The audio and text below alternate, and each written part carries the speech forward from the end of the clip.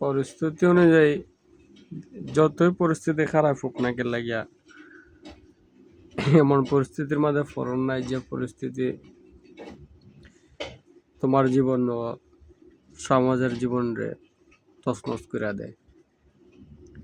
আমরা যে একটা জীর্ণ সমাজের মধ্যে আছি, যে এই জীর্ণ সমাজ থেকে বাড়ানির কোনো পথে আচরণ তো কেউ বা করতে পারতেছে না, বাইরম কোনো প্রয়াসই হইতেছে না, বাইরম কোনো চেষ্টা করার কেউই চেষ্টা করতেছে না।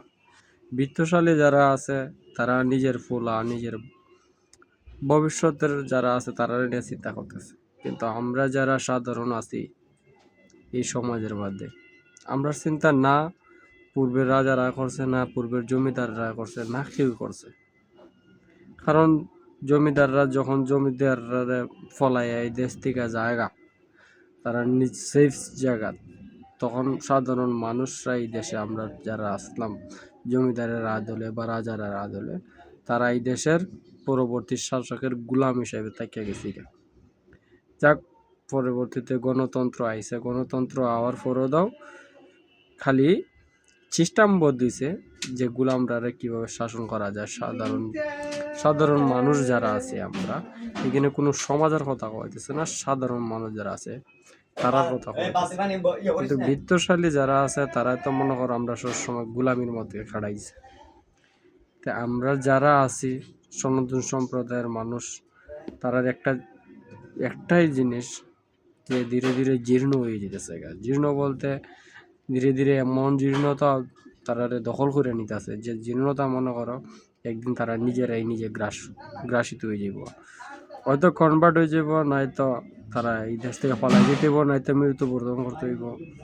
শুধু একটাই কারণের মধ্যে, এখানের মধ্যে কোনো একতাবদ্ধতা আর এক সংগঠনবদ্ধতা নাই।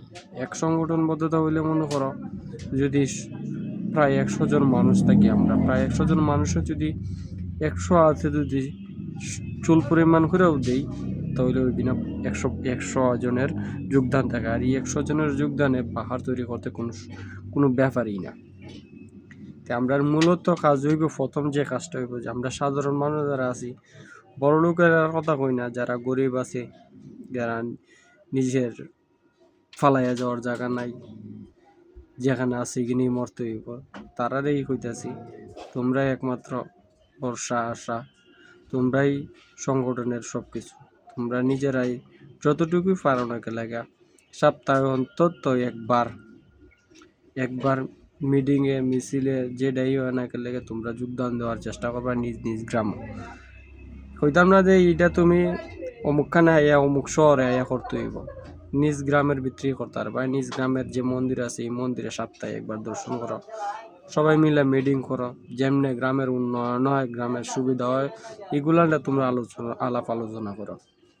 ঘরের ভিতরে বইয়া থেকে চুপচাপ খালি সহ্য করলেই হইতো না, সমস্যার সমাধান করতে হইব 5 জনে 10 জনে মিললে আলোচনার মাধ্যমে। আর এই আলোচনায় যারা রইব তারারও সমাজের বিভিন্ন কথাবার্তা উঠতে উঠতে তারারও সমস্যার সমাধান করার সুযোগ সুবিধা পারবো। নিজের যে ছোটো বাচ্চারা আছে তারারও সাথে নিয়ে যাবে, যাতে তারাও বুঝতে পারে যে সমাজ কী করে চলে আর সমাজের একতাবদ্ধতা কী করে রাখতে হয়।